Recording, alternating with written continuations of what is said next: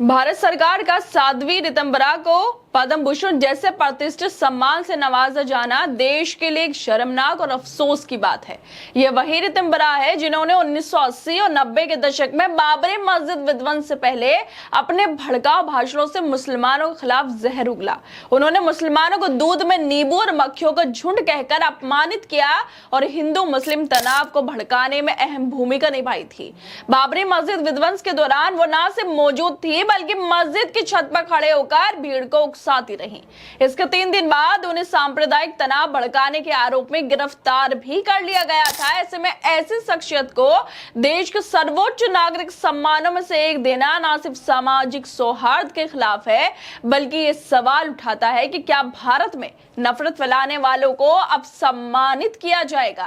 दरअसल भारत सरकार ने गणतंत्र दिवस से एक दिन पहले पद्म पुरस्कारों का ऐलान किया था, लेकिन ये बात किसी को पता नहीं थी कि इस बार एक ऐसी साध्वी को पुरस्कार दिया जा रहा है जो बाबरी मस्जिद को गिराए जाने के बाद मुसलमानों को लेकर विवादित बयान देती है, नफरत फैलाती है। लेकिन अब इसी साध्वी रितंबरा को पद्म भूषण दिया जा रहा है जो मुसलमानों के खिलाफ लड़ाई की बात कर रही थी। उसको अब सम्मान में देश को सबसे बड़े पुरस्कारों में से एक पद्म भूषण दिया गया है, क्योंकि बीजेपी सरकार को इनके सामाजिक कार्य इतने पसंद आए कि वो इनाम दिए बिना रह ही नहीं सके। सोचिए, मुसलमानों के खिलाफ नफरत फैलाने वालों को जब इतना बड़ा पुरस्कार दिया जाएगा तो पद्म भूषण का क्या महत्व रह जाएगा। बीजेपी ने जो इस नफरती साध्वी को पद्म भूषण दिया है, ये जो एहसान किया है, इसके बाद सोशल मीडिया पर काफी सारे पत्रकार, विपक्ष के लोग, नेता इसकी आलोचना कर रहे हैं और कह रहे हैं कि मोदी सरकार में पद्म पुरस्कार राजनीतिक तमाशा बन गया है। राष्ट्रपति द्रौपदी मुर्मू ने राष्ट्रपति भवन में दूसरे फेज के पद्म अवार्ड दिए हैं। इनमें लोक गायिका डॉक्टर शारदा सिन्हा समेत 68 हस्तियों को सम्मानित किया गया। इस दौरान नरेंद्र मोदी, गृह मंत्री अमित शाह, विदेश मंत्री जयशंकर भी मौजूद रहे और इसी दौरान राम मंदिर आंदोलन में शामिल रही ये साध्वी रितंबरा को सामाजिक कार्य के लिए पद्म भूषण से सम्मानित किया गया। हाँ, वाकई इन्होंने मुसलमानों के खिलाफ बयान देकर, नफरत फैलाकर, सांप्रदायिक माहौल बनाकर सामाजिक काम किया है। रितंबरा को मिले पद्म भूषण के बाद पत्रकार आरफा खानम शेरवानी भी ट्वीट कर रही हैं। वो लिखती हैं कि साध्वी रितंबरा को पद्म भूषण, बाबरी मस्जिद विध्वंस से पहले मुसलमानों के खिलाफ जहर उगलने वाली को राष्ट्रीय सम्मान, भीड़ भड़काने से लेकर मेडल पाने तक क्या सफर इन्होंने तय कर लिया है। नफरत सचमुच रंग लाती है, वाकई नफरत रंग लाती है। जितनी नफरत फैलाओगे उतना सम्मान पाओगे।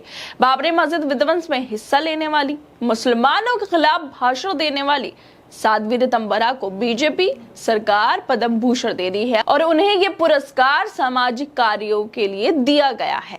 1992 बाबरी मस्जिद विध्वंस के 3 दिन बाद इनको सांप्रदायिक तनाव भड़काने के आरोप में गिरफ्तार भी किया जा चुका है, क्योंकि वो घटना स्थल पर मौजूद थी और लोगों को संबोधित कर रही थी, नफरत फैला रही थी।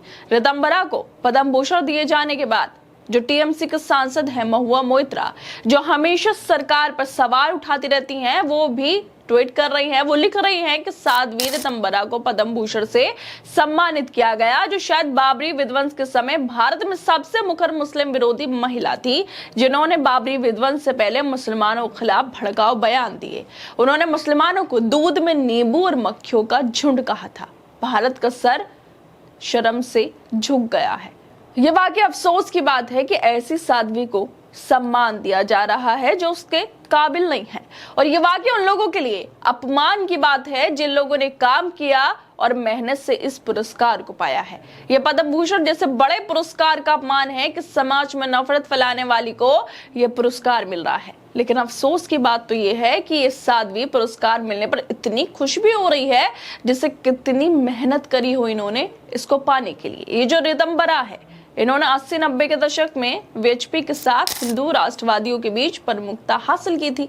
बाबरी मस्जिद विध्वंस में इनकी भूमिका के लिए लिब्राहन आयोग ने उन्हें आरोपी बनाया था, पर 2020 में सीबीआई कोर्ट ने इनको बरी कर दिया था। उनके मुस्लिम विरोधी भाषण, जिन्होंने इन्होंने मुसलमानों के दूध में नींबू और मक्खियों का झुंड इन्होंने कह दिया था मुसलमानों को, काफी ज्यादा ये वायरल भी हुए थे। वो बीजेपी के स्टार प्रचारक भी रही और विध्वंस के दौरान भीड़ को उकसाती भी रही। बाद में उन्हें गिरफ्तार कर लिया गया था सांप्रदायिक तनाव भड़काने के लिए। तो ये इनकी पूरी हिस्ट्री है कि इन्होंने किस तरह से जब बाबरी मस्जिद का विध्वंस हुआ उसमें अहम भूमिका निभाई थी, राम मंदिर के आंदोलन में अहम भूमिका निभाई थी, और किस तरह से इन्होंने लगातार मुसलमानों के खिलाफ अपने भाषण दिए हैं, उन्हें ऐसे ऐसे नामों से बुलाया है जो वाकई लोकतांत्रिक देश में नहीं होना चाहिए और एक साध्वी को भी नहीं करना चाहिए। लेकिन अब पद्म भूषण से इनको सम्मान दिया जा रहा है बीजेपी की सरकार में, शायद इसी वजह से क्योंकि इन्होंने नफरत फैलाई और यही इनका सामाजिक कार्य है। खैर दोस्तों, आप लोगों को क्या लगता है इस वीडियो को लेकर? हमें अपनी राय जरूर दें और बाकी तमाम खबरों को देखने के लिए जुड़े रहिए हमारे साथ।